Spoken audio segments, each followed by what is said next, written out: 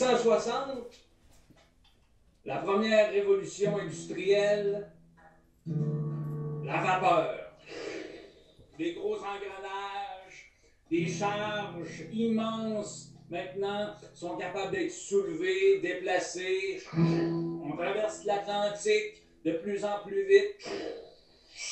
On rentre dans le ciel de plus en plus haut et on va dans le fond des tréfonds de plus en plus bas.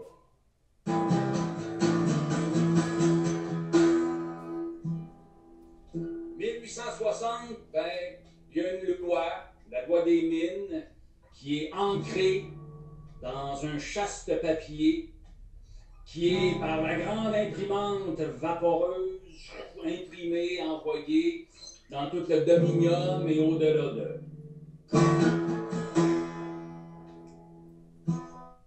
Qui dit « Nul n'a le droit d'interdire le détenteur de ce permis, prospector. Nul ne peut entraver les travaux de ce dit prospector. » Puis les années ont passé. Et d'année en année, ben, un jour arrivent les années 1980, 90, 2000, 2010, puis nomme-les encore. Il y en a qui se sont réveillés avec des foreuses sur leur terrain, avec des 4 roues qui s'en allaient dans toutes les directions, avec des gars de bois, des gros pick-up, des barils de 450 litres de gaz ici et là. Nul n'a le droit d'entraver ou d'interdire l'accès aux dits prospecteurs. Puis c'est là que j'avais entendu de Cissure dans la finesse, dans l'élégance, dans l'observation, dans le travail citoyen, chercher un rapport de force vis-à-vis un géant. Quand on dit, toi, t'es un tout petit. Toi, quand on dit que t'es un petit rien du tout. Alors, le petit rien du tout, ben, a commencé à éplucher des journaux, a commencé à faire des communications à gauche, à droite, d'aller voir dans les autres pays comment ils avaient réussi ou comment ils comptaient établir un rapport de force.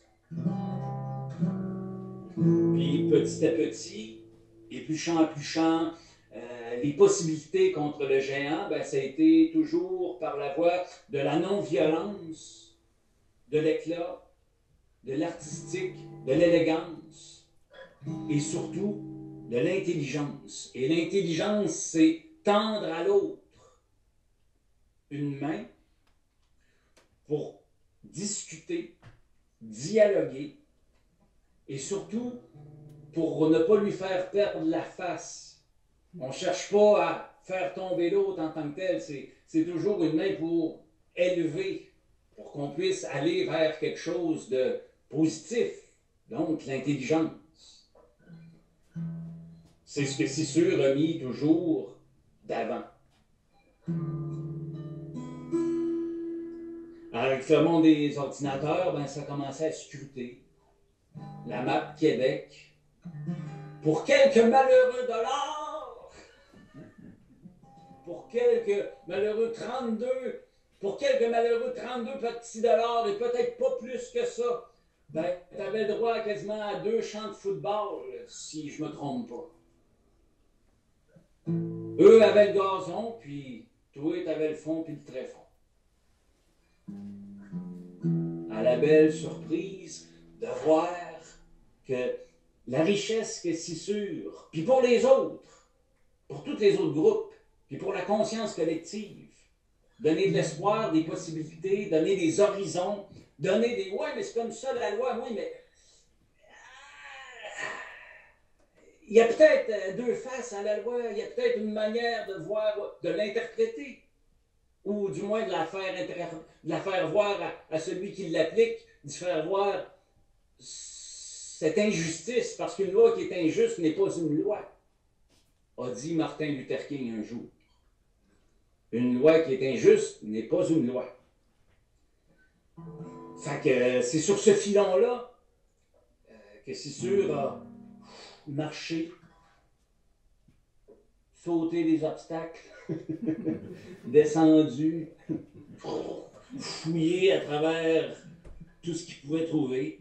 Et c'est là qu'ils ont vu un terrain d'exploitation merveilleux, une richesse innommable, d'une qualité, un filon de toute catégorie. Alors, dans un click and clean, ils ont fait le lot, rempli les papiers, en bonne et due forme, press enter, c'est reparti, c'est revenu, paf. Il venait de claimer et de devenir propriétaire prospecteur pour quelques années le Parlement de Québec.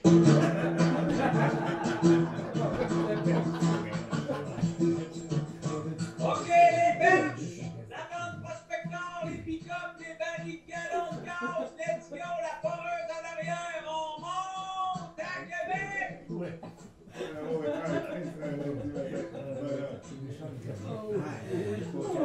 Comme ça, de kilomètre en kilomètre, que dans une nuit, ils sont arrivés, ils ont mis la crémaillère, ils ont mis la grosse chaudronnière, la soupe à chauffer. S'il y avait eu des chevaux, ben, ils les auraient dételés, ils auraient fait boire, ils ont mis les lits de camp, les sleeping bags, les pelles, ils ont mis la foreuse pas loin derrière. Et puis au petit matin, ministre, député, premier ministre, Chambre des députés et autres services publics ont défilé devant cet événement phénoménologique. Du jamais vu. Un choc monumental comme deux plaques tectoniques. Un Everest s'élevait en dedans d'eux-mêmes dans cette incongruité.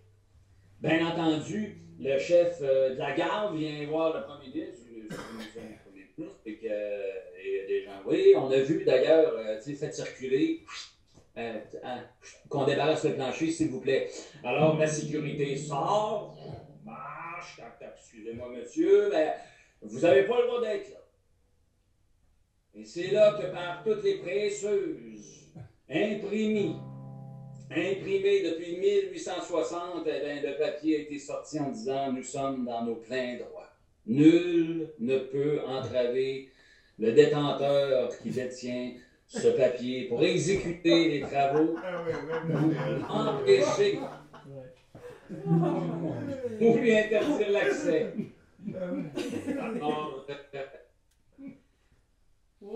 On dit que la session parlementaire fut ajournée et que le premier ministre lui-même en personne est venu prendre sous la tente café.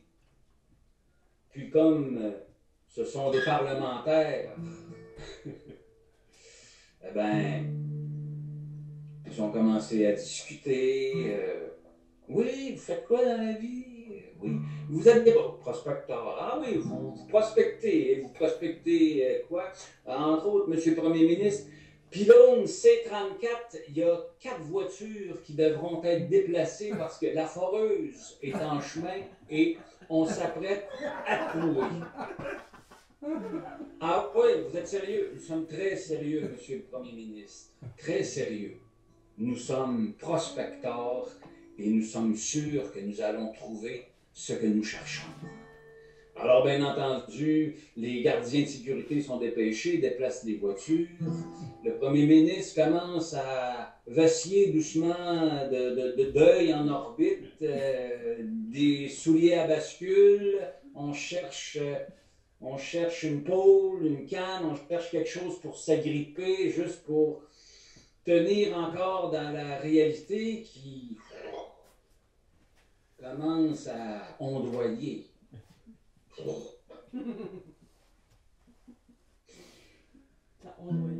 Au fait, dites-moi donc, mais que cherchez-vous après tout? Demande le Premier ministre.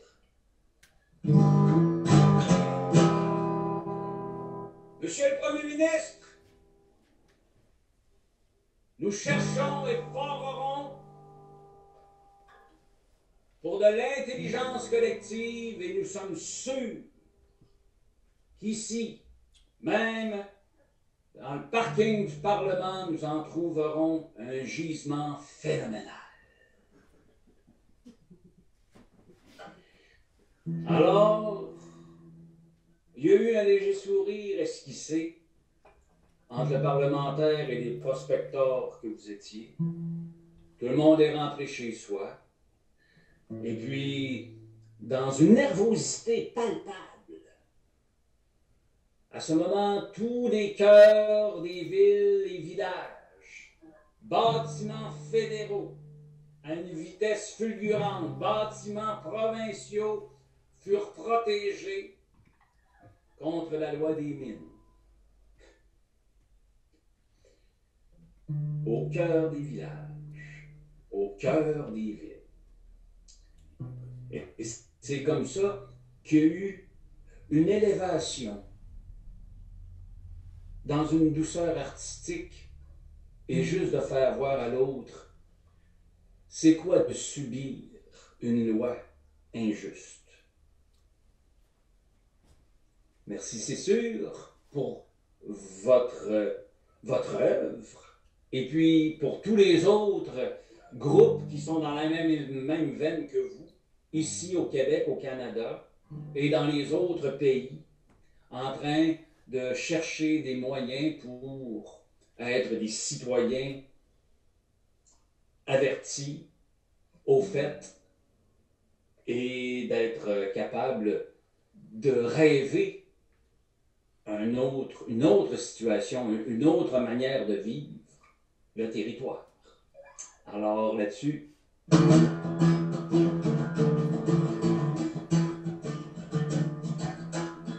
bonne suite!